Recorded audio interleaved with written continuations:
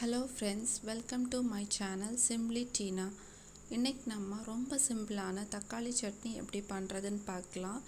இதுக்கு தேவையான பொருட்கள் 4 தக்காளி, 3 வெங்காயம், கொரியாண்டர் லீஃப், சாம்பார் பவுடர். பேனை சூட் பண்ணி அதில் 1 டீஸ்பூன் கோகோனட் ஆயில் விடணும். எண்ணெய் சூடானதும் நம்ம கட் பண்ணி வச்சுருக்கிற ஆனியன்ஸை சேர்த்துடலாம். ஆனியன்ஸை கொஞ்சம் நல்லா வதக்கிட்டு அது கொஞ்சம் கிளாஸி ஆகிறது வரை வதக்கணும். கிளாஸி ஆனதுக்கப்புறம் ஒரு 3-4 பல் பூண்டு போடணும். பூண்டு போட்டுட்டு இப்போது மெயின் இன்க்ரீடியண்ட்டான டொமேட்டோஸ் ஆட் பண்ணணும். ஸோ டொமேட்டோஸை ஆட் பண்ணி அதை கொஞ்சம் நல்லா வதக்கணும். டொமேட்டோஸ் நல்லா வதங்கினா தான் அதில் உள்ள ஸ்வீட்னஸ் போய் தக்காளி சட்னிக்குள்ளே டேஸ்ட் நமக்கு கிடைக்கும். இந்த டொமேட்டோஸ் நல்லா வதங்குறதுக்கு நம்ம சால்ட் ஆட் பண்ணணும். சால்ட் ஆட் பண்ணால் இன்னும் கொஞ்சம் ஃபாஸ்ட்டாக நல்லா வதங்கி கிடைக்கும். இதை ஒரு 5 மினிட்ஸ் அப்படியே வதக்கிட்டு இப்போது கொரியாண்டர் லீஃப் ஆட் பண்ணணும்.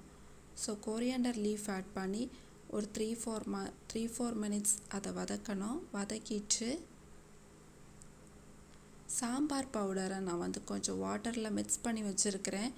ஸோ இதுக்கு சாம்பார் பவுடர் ஆட் பண்ணலாம், இல்லைனா சில்லி பவுடர் ஆட் பண்ணலாம். ஸோ சாம்பார் பவுடர் ஆட் பண்ணால் இன்னும் கொஞ்சம் டேஸ்ட் கிடைக்கும். அப்புறம் ஸ்டவ் ஆஃப் பண்ணிவிட்டு இதை கொஞ்சம் ஆற விட்டுறலாம். ஆறுனதுக்கப்புறம் இதை ஒரு மிக்ஸி ஜாரில் கன்வெர்ட் பண்ணி இந்த கன்சிஸ்டன்சியில் இதை மிக்ஸ் பண்ணி எடுக்கணும். ஸோ நல்லா அரையக்கூடாது.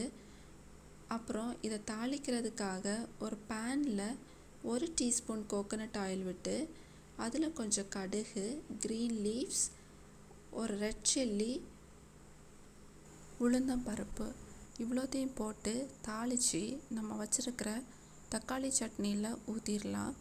இப்போது ரொம்ப டேஸ்டியான தக்காளி சட்னி ரெடி ஆகிடுச்சு.